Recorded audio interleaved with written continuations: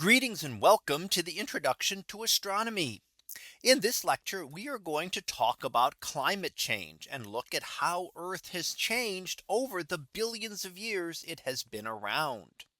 So let's go ahead. We talked previously about the atmosphere. Let's look a little bit about some of those changes.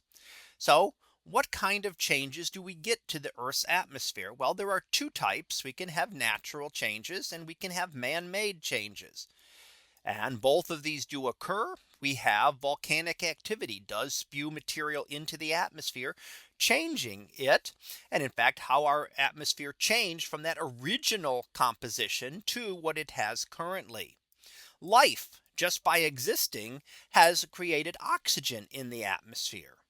And of course, we have man-made things like pollution and greenhouse gases, which also affect our atmosphere. Now, one of the important things to talk about here is the greenhouse effect. So the greenhouse effect, in the greenhouse effect, sunlight passes through Earth's atmosphere and heats the ground. So the surface will heat, the atmosphere will heat, and the Earth will radiate that temperature away. Now sunlight comes in the visible part of the spectrum, which penetrates the atmosphere. The Earth radiates infrared light because it is a lower temperature. Remember from previous lectures how a black body works. It absorbs all of the radiation coming in and it emits radiation depending only on its temperature. Since the Earth is cool, it emits infrared. And some of this infrared is then trapped by gases in the atmosphere. We know of carbon dioxide, water, methane, and others. So depending on exactly what is here, the sunlight comes in. Even some sunlight will get through the clouds, and then the surface re-radiates that, which traps the heat in there.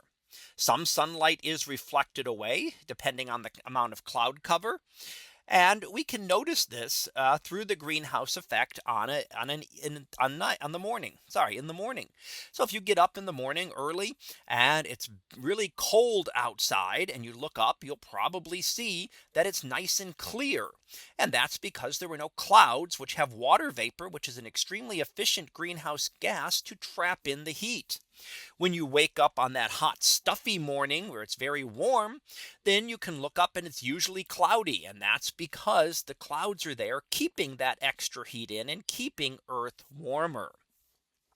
So what about the greenhouse effect? Well, is it a bad thing? Actually, not really. The It warms the Earth by about 30 degrees Celsius or 86 degrees Fahrenheit. So think of what our temperatures would be like without that.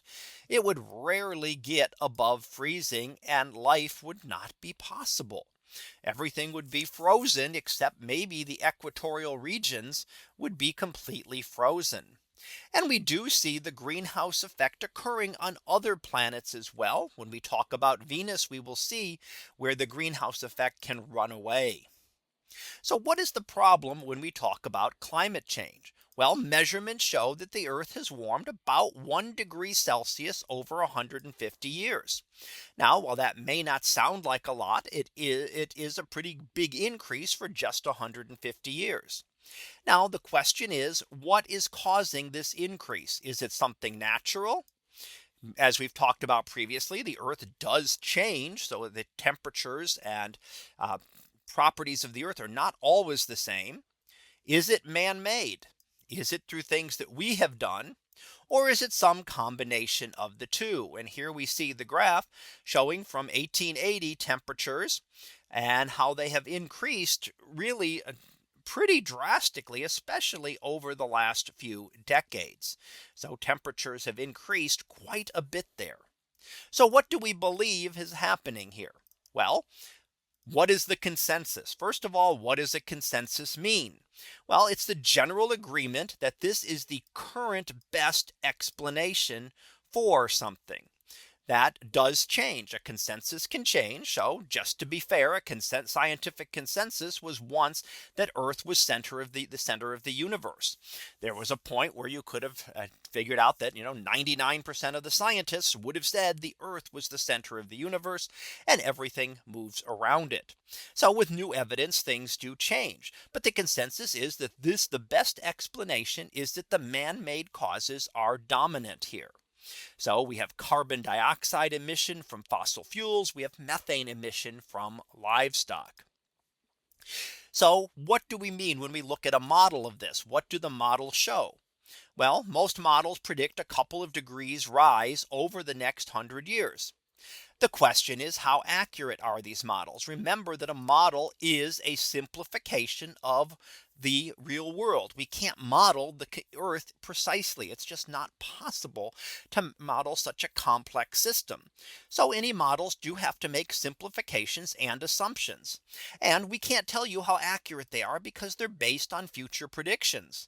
If we could wait a couple 100 years and see what happens, then we could judge how accurate the models were. But the Earth's atmosphere is very complex. So this is not something like predicting an eclipse. We can tell you when the next eclipse will occur, and we can tell you hundreds of years from now when eclipses will occur down to the second as to when they will start and end. We cannot tell you with the same accuracy, even close to that, what the average temperature of Earth will be 100 years from now. So is this a hoax? Sometimes you hear this there is a hoax, and that's really doubtful. Certainly scientists do have biases like everyone else, where we see what we want to see. If something agrees with our beliefs, then we tend to agree with that. We tend to assume that. And if it doesn't, then we tend to look for other explanations. And the scientists can only go by the data that they have. So how accurate are these measurements?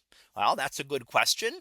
And observations have changed over those 150 years. Certainly technology has improved and we have better ways of measuring the temperatures now than we did 150 years ago. So how do these measurements compare to those made in the 1800s? What adjustments have been made to the data? Now, there's nothing wrong with making adjustments to the data. You tend to do this. You'll make calibrations and you may have to adjust the data. And that is a perfectly legitimate part of science. However, that does have to be clear as to what adjustments are being made, and the original data should always be available, because maybe those adjustments were off and maybe you have to readjust, and it may find that things were not as bad as we thought, or it may find that things are worse than we thought. So the original data, it is always important to have that original data there. Now, how does this tie into politics? So we do get a lot of politics in climate change, and in many cases, the politics has really begun to overwhelm the scientific aspects. We get things where people are called deniers of climate change. Well, there's a difference between being called a denier or a skeptic. So what we're looking at, these two things can mean the same person, and they can have very different connotations. A denier is something we talk about denying science. And could you be a skeptic that just says that you are making questions about something, but not actually denying it? So to be fair, it's not a bad thing to be skeptical in science. We should question everything and challenge all of these models and push them to be the best that they can be. Obviously, we don't also want to deny obvious facts. So we've talked previously about, whether the Earth is round or not. Well, that has now been proven very well. So there are some things that are very, very well established, and there are other things that are still in process, and we are still trying to better understand them. But to be fair, again, someone who expressed reservations about the climate studies is not necessarily denying science. Now, don't get me wrong. There are people who are denying science who are deniers of climate change. But there are also those who are skeptical and could be considered trying to push this to better understand. And those would be people who are open to changing on either side based on new data. So the whole idea is to push things to their limit. What about petroleum? Well, a lot of the climate change is based on carbon emissions, and that is because of petroleum. How much is left? Well, depending on when you look at it, if you go back to books from 30, 40 years ago, it said we would run out by now. And of course, we found more. But there is a limited resource. So we will likely uncover new petroleum resources. But can we go for another 50, 100 or 200 years supply? Eventually, no matter what it is, even if it's 500 years, eventually those supplies will run out and new energy sources are needed. There is simply no way that petroleum can replenish itself, and we will eventually run out of ways to be able to get this. So we also use petroleum in other ways than just energy. The other thing is that we will not find any resources of this in the solar system other than on Earth. You can imagine perhaps finding other sources of energy. Solar energy would be one. Nuclear energy would be another. It's quite possible that you could find deposits of things like uranium elsewhere in the solar system. However, petroleum is confined to Earth being a fossil fuel, and Earth being the only planet that has had life. So what do we do when we think what should we do when we think about climate change? Well, be skeptical. Always skeptical, but not just in general, but skeptical towards both sides. Make sure that they can convince you as to what they are saying. So you always want to look at the scientific side. When you start talking emotional, that gets out of the topic of science. So when it starts to get overly emotional or appealing to your emotional side, again, regardless of which side is doing this, it is not you're getting out of the science. The science really needs to take the emotions out of it. That's when you're putting it into politics. And it's not necessarily that it's bad. It's just not science. So when you're getting to the emotional, and that may appeal to how you want to handle things in a political debate. But when we're looking at the scientific side, we want to look at the basic facts and understand how the studies are done, and what modifications have been made, and what the models are showing, and what the variations are in the models. Again, we also want to look at the background of the person. You might want to give more credit to a scientist than a politician or an actor. What are their interests? If they're working in the oil industry, again, they may have a bias toward not thinking that climate change is man-made. What if they're working in alternative fuels? Well, they may have the opposite bias. So it is a good idea to look at the background. Even if it is a scientist, we have to look at their interests. And it's not necessarily that they are purposefully doing this. But again, there are always things that bias us internally. Sometimes we don't even notice these. Overall, again, think and reason for yourself. Don't just accept things blindly, but don't just reject things blindly or emotionally either. So let's go ahead and finish up with our summary.